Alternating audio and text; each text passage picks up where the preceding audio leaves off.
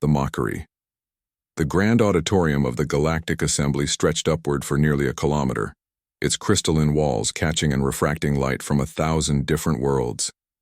Ambassador Marcus Chen stood on the human platform, a circular disc that hovered precisely 47 meters above the chamber floor. Around him, suspended on similar platforms, representatives from 847 different civilizations waited in varying states of attention. Some looked bored. Others seemed amused. None appeared particularly interested in what the human delegation had to say. Marcus adjusted his collar, a nervous habit he had never quite broken despite 3 decades in diplomatic service. Beside him, his deputy Sarah Okonkwo reviewed their presentation one final time on a handheld device. She had warned him this would be difficult. Director James Patterson, watching from Earth, had been even more blunt. "They will humiliate you," Patterson had said during their final briefing.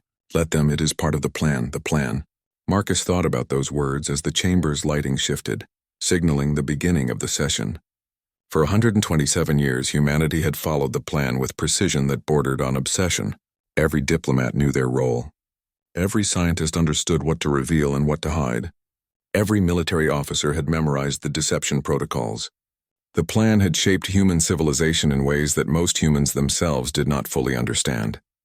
High Arbiter Velnor, a being whose species had been exploring space when humans were still learning to make fire, gestured with one of his 6 arms. The gesture activated the translation field that allowed all species to understand each other. "Ambassador Chen of Earth, you may present your petition." Marcus stepped forward to the edge of his platform. "Thank you, High Arbiter. Humanity has been a probationary member of this assembly for 127 years. In that time, we have observed every regulation, paid every levy, and fulfilled every obligation placed upon us.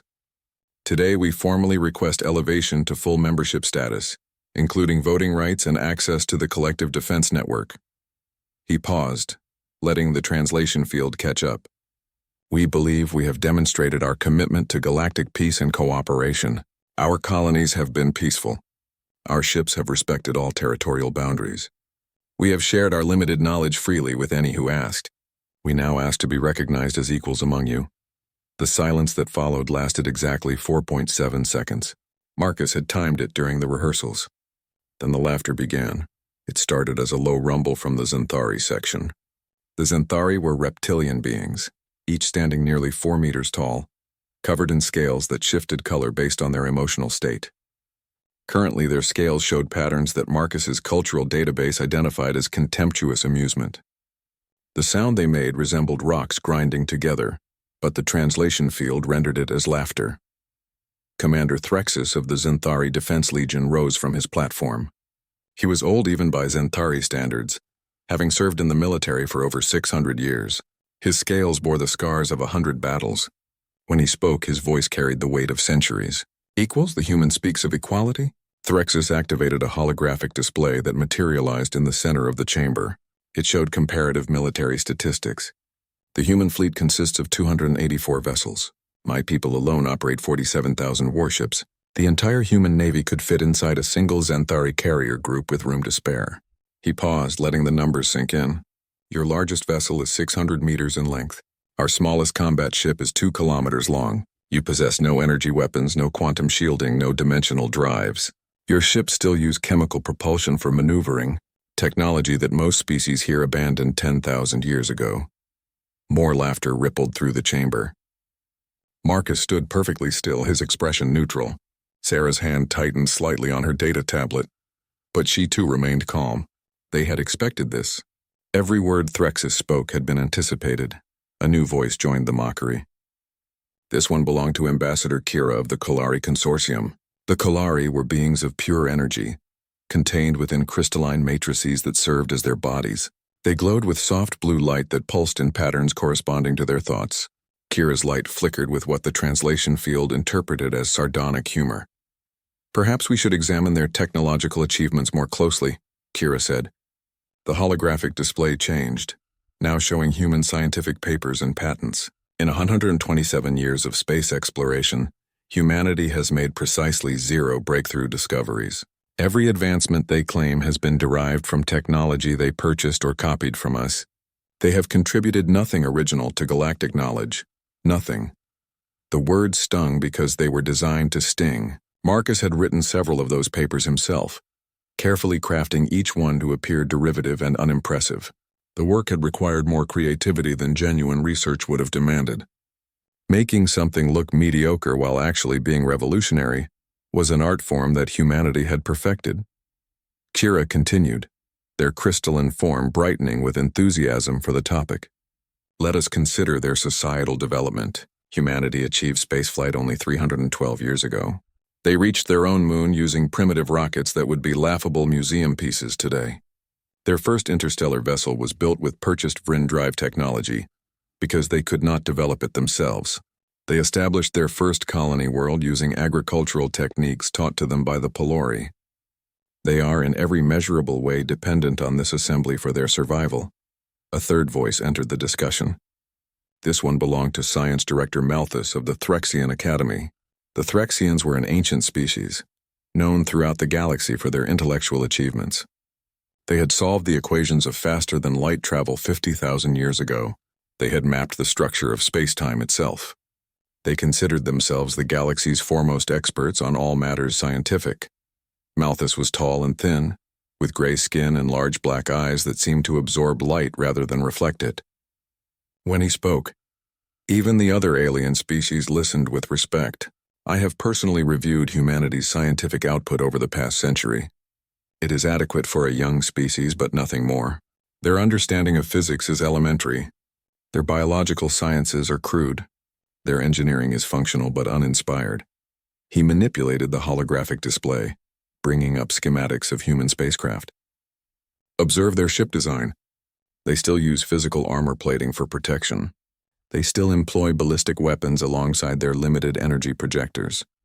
They have no understanding of dimensional mechanics, no grasp of quantum field manipulation, no ability to work with exotic matter. A human vessel from 100 years ago differs only marginally from a human vessel today. They are stagnant. Marcus watched the presentation with apparent discomfort. Inside, he felt a cold satisfaction. Every schematic Malthus displayed was false. Every specification was deliberately understated. The real human vessels looked nothing like these public designs. But Malthus did not know that. None of them did. The mockery continued for another hour. Different species took turns highlighting humanity's inadequacies. The Pelori pointed out that human agricultural colonies produced 40% less food per hectare than the galactic average. The Vrin noted that human manufacturing facilities operated at efficiency levels considered obsolete millennia ago. The Keswick mentioned that human medical technology could not cure diseases that other species had eliminated from their populations thousands of years earlier. Each criticism was factually accurate. Each one was also completely misleading. But the aliens did not know that, and humanity had worked very hard to make sure they never would. High Arbiter Velnor finally raised a hand for silence. The chamber gradually quieted. Ambassador Chen, you have heard the concerns of this assembly. Do you wish to respond? Marcus took a slow breath. He had rehearsed this moment countless times, but the reality of it still carried weight. We came here in good faith, he said quietly. We came believing that the Galactic Assembly valued cooperation, mutual respect, and the contributions that every species, regardless of age or size, could offer. We believed that wisdom and character mattered more than military power or technological sophistication. He paused, looking around the chamber. He met Threxus's eyes, then Kira's glowing form, then Malthus's dark gaze. Clearly we were mistaken. The Assembly respects only strength. It values only those who already possess power. There is no place here for species still finding their way. Threxus made a sound that the translation field rendered as a dismissive snort. Finally, the human speaks sense. You are correct. There is no place for the weak in the Assembly's inner councils. The galaxy is dangerous. Threats exist that would crush your entire civilization in days. We cannot entrust our collective security to species who cannot defend even themselves. Marcus nodded slowly. Then we understand each other at last. He reached down and picked up his formal petition document, a sheet of treated polymer that contained humanity's official request for full membership. With deliberate care, he tore it in half. The sound echoed in the sudden silence of the chamber. Humanity withdraws its petition, Marcus said. We will no longer seek membership in the Galactic Assembly's inner councils. We recognize that we do not meet your standards and likely never will. We thank you for the 127 years of probationary status you have granted us. It has been educational." He turned to Sarah. "We are leaving. Gather our materials." "Wait," High Arbiter Velnor said. There was something in his tone that had not been there before. Uncertainty, perhaps, or the first hint of concern. "You cannot simply leave. There are protocols, procedures.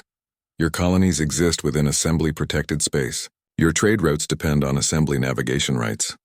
"We understand," Marcus replied. "We will, of course, continue to honor all existing agreements until they expire naturally, but we will not renew them. Humanity will be withdrawing from Assembly space over the coming months. We will relocate our colonies to unclaimed regions. We will cease using Assembly trade routes. We will become, in effect, independent of this body." The chamber erupted in confused voices. Different species spoke over each other, creating a chaos of sound that even the translation field struggled to manage. Marcus ignored it all. He and Sarah gathered their few belongings and moved toward the exit portal. "This is foolishness," Threxus called after them. "Without Assembly protection, you will be vulnerable to pirates, raiders, and hostile powers. You will be isolated and alone. You will not survive." Marcus stopped at the portal entrance. He turned back one final time. "Perhaps you are right, Commander. Or perhaps you have greatly misunderstood who and what humanity truly is. I suppose we will all find out together." Then he stepped through the portal, Sarah close behind him. The last thing he heard before the portal closed was the renewed sound of alien laughter. They thought humanity was being foolish. They thought the humans were making an emotional decision based on wounded pride. They had no idea. In a small observation room adjacent to the main chamber, Marcus met with the rest of his team. There were 8 of them total, all senior diplomats who had spent decades maintaining humanity's facade of mediocrity. Robert Okafor, the team's security chief, nodded approvingly. "That went well. You hit every mark." Marcus allowed himself a small smile. "How long until Protocol Exodus is fully activated?" Sarah checked her tablet. "The first ships began moving 14 minutes ago, right when you tore up the petition. By now, approximately 60,000 humans have already departed from Assembly space. The cascade will continue for the next 8 hours. And the message to Director Patterson? Sent the moment we left the chamber," Robert confirmed. "He will have received it by now. The Director will initiate the next phase." Marcus looked out through the observation window at the Assembly chamber below. The aliens were still talking, still debating what humanity's withdrawal meant for them. They were analyzing trade impacts, discussing security implications, calculating how this might affect their various political positions. Not one of them suspected the truth. "You know," Sarah said quietly, "part of me wishes we could stay just long enough to see their faces when they realize what we have done." Marcus shook his head. "No. The plan requires complete surprise. By the time they understand, it will be far too late for them to interfere." He turned away from the window. "Come, we have a ship to catch. Humanity has spent 127 years preparing for this day. Let us not waste another moment." The human delegation left the observation room through a service corridor that few aliens even knew existed. Behind them, the Galactic Assembly continued its session, unaware that the universe as they knew it was about to change forever. In hidden shipyards scattered across a dozen star systems, the real human fleet was already moving. Ships that dwarfed anything the Assembly had ever built were powering up their drives. Weapons platforms that operated on principles the aliens could not imagine were coming online. And in carefully concealed facilities on Earth itself, the final pieces of humanity's true plan were falling into place. The mockery had ended. Now came the reckoning. The vanishing commander Zethus of the Zenthari Border Patrol had been monitoring human shipping routes for the past 17 years. It was boring work, the kind of assignment given to officers who had angered someone important or simply grown too old for frontline duty. Zethus fell into the latter category. At 423 years old, he was content to spend his remaining decades watching the small human cargo vessels move through their predictable patterns, filing routine reports and counting down to retirement. His shift began at 0600 hours Galactic Standard Time, exactly as it had for the past 247 days. He settled into his command chair on the patrol station Vigilant Honor and activated the sensor array. The displays flickered to life, showing the usual constellation of contacts. 17 human vessels were currently in Xanthari-monitored space.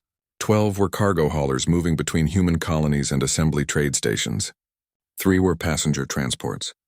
2 were listed as scientific research vessels, though Zethus suspected they were actually mining ships exploiting asteroid fields that humans were technically not supposed to access.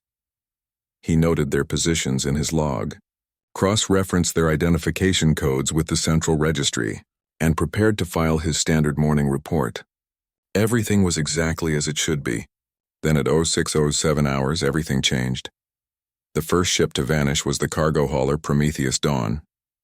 One moment it appeared on his sensors as a solid contact, transponder broadcasting its identification and cargo manifest. The next moment, the contact simply ceased to exist. No explosion, no energy spike, no gravitational distortion, no debris field. The ship was there, and then it was not. Zethus stared at his display, convinced he was experiencing a sensor malfunction. He ran a diagnostic. The systems reported normal function. He checked the sensor logs, rewinding the recording. At timestamp 06:07:14, the Prometheus Dawn existed. At timestamp 6:07:15, it did not. The transition occurred in less than 1 second. Before he could process this information, a second ship vanished. Then a third, then all of them one after another in rapid succession. Within 90 seconds, every human vessel in his sensor range had disappeared. Zethus felt his scales shift to the pale yellow color that indicated fear and confusion. He immediately opened a channel to Xanthari Central Command. "This is Commander Zethus at Station Vigilant Honor. I am reporting a Code Vermilion situation. Multiple vessels have vanished from my sensor range without explanation. I request immediate assistance and guidance." The response came back within minutes. "Commander, please clarify. Are you reporting destroyed vessels? Do you have debris fields?" "Negative," Zethus replied. "No debris. No energy signatures consistent with weapons fire or catastrophic failure. The vessels simply disappeared from sensors. All 17 human ships in my area of responsibility are gone." There was a long pause. Then a different voice came on the channel. One Zethus recognized as belonging to Admiral Krenth, the sector commander. "Zethus, this is Admiral Krenth. You are certain of this report? You are not experiencing equipment failure?" "Be it. Systems check normal, Admiral. I have reviewed the sensor logs multiple times. The disappearances are real." Another pause, longer this time. "Commander, remain at your station and continue monitoring. Do not file this report through standard channels yet. I will contact you shortly." The channel closed. Zethus sat in his command chair, feeling increasingly uneasy. In 400 years of military service, he had never heard of anything like this. Ships did not simply vanish. There were always signs, always evidence, always some explanation. Over the next 3 hours, Zethus received 9 separate secure communications from various Xanthari officials. Each one asked him to verify his report. Each one seemed more concerned than the last, and with each passing hour, more reports began filtering through the military network. Human vessels were vanishing everywhere, not just in Xanthari space, but across the entire assembly. At 1300 hours, the Galactic Assembly called an emergency session. Zethus watched the proceedings on his station's communication display, grateful that someone else would now have to make sense of this impossibility. High Arbiter Velnor opened the session with visible agitation. His species rarely showed emotion, which made his current state all the more striking. "We have reports from 47 different species indicating the simultaneous disappearance of human vessels, human personnel, and in some cases, entire human facilities. I am calling upon each affected species to present their findings." The Kolari representative, Ambassador Kira, spoke first. Their crystalline form pulsed with rapid patterns that indicated extreme confusion. "Between 600 and 900 Galactic Standard Time, we have confirmed the disappearance of 134 human vessels from Kolari-monitored space. Additionally, the human embassy on our capital world has been found empty. All personnel are gone. All equipment has been removed. The building stands vacant as if it was never occupied." Similar reports followed. The Threxians reported 89 missing ships and 3 abandoned research stations. The Pelori described entire human agricultural colonies found empty, with crops still growing in the fields but not a single human remaining. The Vrin reported that every human living in their territory, an estimated 340,000 individuals, had vanished without a trace. The numbers were staggering. As the reports continued, a picture emerged of coordinated galaxy-wide evacuation executed with impossible precision. In a span of less than 6 hours, humanity had removed itself entirely from assembly space. Not a single human remained in any territory controlled or monitored by the assembly species. Science Director Malthus of the Threxian Academy requested permission to speak. "Hi, Arbiter. I have been analyzing the sensor data from multiple sources. The disappearances occurred simultaneously across distances of thousands of light years. This should be impossible. Even with faster-than-light communication, coordinating such precise timing would require technology far beyond what we believed humans possessed." Commander Threxus stood, his scales showing colors that indicated anger and confusion. How does a species with 284 primitive vessels evacuate over 2 million personnel? Where did they go? "We have long-range sensors covering every major approach to human space. No massive fleet movements were detected. No convoy formations, nothing." Ambassador Kira's crystalline form brightened. "Perhaps they are still in their home systems. Perhaps this evacuation is limited to humans living in assembly space. We should send delegations to Earth and the human colonies to demand an explanation." High Arbiter Velnor nodded. "I concur. I'm authorizing reconnaissance missions to all known human territories. We need answers." The first reconnaissance ship reached the human colony of New Terra 14 hours after the emergency session. Captain Helrix of the Vryn Explorer Corps led the mission. She had visited New Terra many times over the years, delivering supplies and occasionally sharing meals with the human governor. She considered some of the colonists to be friends or at least friendly acquaintances. Her ship entered orbit around the planet and immediately began scanning. The colony's infrastructure appeared intact. Power generators were running. Life support systems functioned normally. Automated agricultural systems continued their programmed routines. But biosigns showed 0 human life forms. Captain Helrix led a landing team to the colony's main settlement. They found a community of 50,000 people simply gone. Homes stood with doors closed but unlocked. Vehicles remained parked in orderly rows. The colony's administrative center contained computers still running, displaying normal operational screens. But every human was gone. In the governor's office, Helrix found a handwritten note placed carefully on the desk. It was written in standard assembly common language. "Thank you for your friendship over the years. We regret leaving without a proper farewell, but circumstances required swift action. The colony is intact and functional. Perhaps it will serve another species well. We will remember New Terra fondly." The note was signed simply, "The People of New Terra." Helrix stood in the empty office for a long time, trying to comprehend what she was reading. The humans had not fled in panic. They had not been forced to evacuate due to some catastrophe. They had left calmly, deliberately, taking only what they could carry and leaving everything else behind as gifts to whoever might come next. Similar discoveries occurred at every human settlement. 23 colony worlds, each one abandoned in perfect order. 67 research outposts, all empty but fully functional. 149 small settlements scattered across unclaimed regions of space. Every single one vacated without a trace of struggle or distress. The reconnaissance ship that approached Earth itself experienced something entirely different.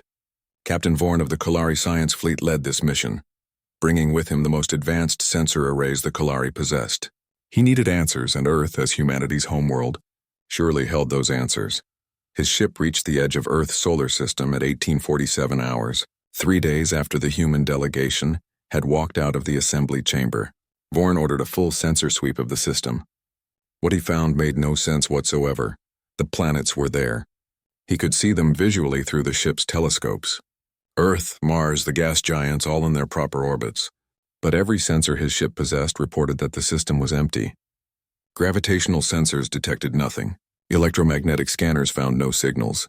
Quantum field detectors registered no disturbances. It was as if the entire solar system existed in a state of quantum superposition, simultaneously present and absent. "Captain Vorn," one of his officers said, voice tight with fear, "we should leave. Something is very wrong here." Vorn agreed. He ordered his ship to withdraw. But when they attempted to turn away, the navigation systems failed. The ship simply would not respond to helm commands. They were frozen in place, unable to advance or retreat. Then a message appeared on every display in the ship. Text only, written in perfect Kalari linguistic patterns. You are not welcome here. Depart immediately or your vessel will be disabled. You have 60 seconds to comply. Bourne stared at the message in shock. How was this possible? His ship's communication systems had not received any transmission. The text had simply appeared directly on their displays, bypassing every security protocol and firewall. Whatever was sending this message had complete access to his ship's systems. We need to go, his helm officer said urgently. Now. Bourne nodded. Reverse course. Maximum speed. Get us out of this system. The navigation systems suddenly came back online. The ship turned and accelerated away from Earth at speeds that stressed the engines to their limits. Bourne did not look back. He did not need to. He understood the message clearly. Humanity did not want visitors, and they had the capability to enforce that preference. Back at the Galactic Assembly, the reports from reconnaissance missions created a picture that no one wanted to believe. Humanity had vanished completely. Every human in assembly space was gone. Every human colony was abandoned. And Earth itself was now surrounded by some kind of technology that prevented approach or even detailed observation. High Arbiter Velnor called another emergency session. The chamber was packed with representatives from every major species. The mood was no longer one of amusement or superiority. Now there was fear. We must face the possibility, Velnor said slowly, that humanity has been deceiving us for over a century. The species we believe to be primitive and weak may actually possess technology that surpasses our own. Commander Threxus stood, his scales showing colors that indicated distress. I have ordered a complete review of all encounters with human vessels over the past 127 years. My analysts have found disturbing patterns. We have logged encounters with over 2,800 distinct human warships, each with unique identification codes. The humans claim to possess only 284 vessels. Science Director Malthus added his own findings. I have examined the wreckage of a human ship that was destroyed in a pirate attack 8 years ago. At the time, we analyzed the debris and confirmed it contained primitive fusion technology. I have now re-examined that same debris using more sophisticated analysis methods. Beneath the outer casings, we found technology that operates on principles I do not understand. The primitive components were deliberately placed to hide far more advanced systems underneath. Ambassador Kira's crystalline form pulsed rapidly. I reviewed human scientific publications going back 100 years. I found a pattern. Human researchers published papers describing theoretical concepts that, at the time, seemed purely academic. Years later, other humans filed patents for technologies based on those concepts, but slightly modified to appear less sophisticated than they actually were. They were hiding their discoveries in plain sight, making them look like minor incremental improvements when they were actually revolutionary breakthroughs. The chamber fell silent as the implications settled over everyone. Humanity had not been weak. They had been pretending. For over a century, every human diplomat, scientist, merchant, and colonist had maintained a coordinated deception of staggering scope. They had built false technology to show the assembly. They had published fake research papers. They had limited their public fleet while building a real fleet in secret. They had played the role of the struggling young species perfectly, and the assembly had believed every moment of it. But why? That was the question no one could answer. Why would an entire species engage in such elaborate deception? The answer came 3 hours later, delivered in a transmission that appeared simultaneously at every assembly facility, every government building, and every military headquarters across known space. Just like the previous message blocking access to Earth, this one bypassed all security systems and appeared directly on displays as if it had always been there. The message was a video recording. It showed a woman in military uniform standing on what appeared to be a ship's bridge, but the technology visible behind her was unlike anything the assembly had ever seen. Through the viewports, massive vessels could be seen in formation, each one easily 10 kilometers long, dwarfing the largest assembly battleships. I am Admiral Victoria Ramirez, commander of humanity's defense fleet, the woman said. Her voice was calm, professional, carrying neither anger nor triumph. I am recording this message to explain our departure from assembly space and to warn you of what is coming. She paused as if gathering her thoughts. 127 years ago, we discovered an ancient facility beneath Earth's ice. Inside, we found a message left by the species you call the precursors. The message was a warning.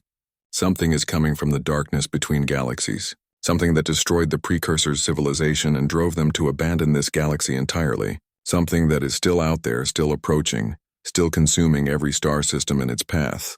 The image changed, showing star charts with vast regions marked in red. These are the dead zones, Admiral Ramirez continued. Over the past 12,000 years, thousands of star systems have gone silent in these regions. The Assembly has noticed this phenomenon, but attributed it to natural stellar death or isolated catastrophes. You were wrong. This is a coordinated expansion of something hostile, something vast, and something that will reach assembly space within the next 50 years. The image changed again, showing ancient ruins and mysterious technology. The precursors left behind defensive installations, weapons platforms, and shield generators. They built a barrier along the galaxy's edge trying to stop this threat. They failed, but they left their technology behind for whoever came next. We found these installations. We reactivated them. We studied them, reverse-engineered them, and improved upon them. For 127 years, humanity has been preparing for a war that none of you even know is coming. Admiral Ramirez looked directly into the camera. We pretended to be weak because we needed time. Time to build, time to prepare, time to create a defense that might actually work where the precursors failed. We needed you to ignore us, to dismiss us, to consider us beneath your notice. And you did exactly that. You looked at our false ships and primitive technology and assumed we were no threat. You were so convinced of your own superiority that you never questioned what you were seeing. The image shifted back to the Admiral. We came to the Assembly one final time 3 days ago to ask if you would help a species you considered weaker. We needed to know if the Assembly valued cooperation and mutual defense or if it only respected power. You answered that question clearly. You mocked us. You laughed at us. You made it clear that the Assembly protects only those strong enough to protect themselves. Her expression hardened. So we are leaving. We will complete the defensive preparations alone. We will face this threat with our own forces, using technology you did not know we possessed in ships you never saw us build. When the threat arrives, when your worlds start going dark the same way thousands of others have gone dark, you will have no defense. You will have no warning. You will have no one to turn to for help. Because the only species that took the threat seriously will be too busy defending our own territory to save yours. Admiral Ramirez stepped closer to the camera. This is not revenge. This is consequence. You built an assembly that values only strength and dismisses cooperation from those you perceive as weak. You created a system where young species must prove themselves worthy before receiving help. Now you will discover what happens when that young species decides you are not worthy of their help. The message ended. The displays across the assembly went dark, and in the silence that followed, every species present understood the magnitude of their mistake. They had mocked humanity. They had rejected humanity's offer of partnership. And now, when a threat beyond imagination approached from the darkness, they would face it alone. In hidden space beyond the assembly's borders, the real human fleet continued its work. 6,000 warships, each incorporating precursor technology that made them more powerful than anything the galaxy had seen in 12,000 years. Defensive platforms the size of moons. Weapons that could tear holes in space-time itself. And at the center of it all, humanity. No longer pretending to be weak. No longer asking permission to be equals. Simply preparing to defend their species against an enemy the galaxy had forgotten to fear. The Assembly had laughed at humanity. They had mocked human ships, human technology, and human ambitions. They had learned too late that the humans were not asking to be protected. The humans were offering to protect others. And that offer, once rejected, would not be extended again. The mockery had ended. The vanishing was complete. And soon the real test would begin.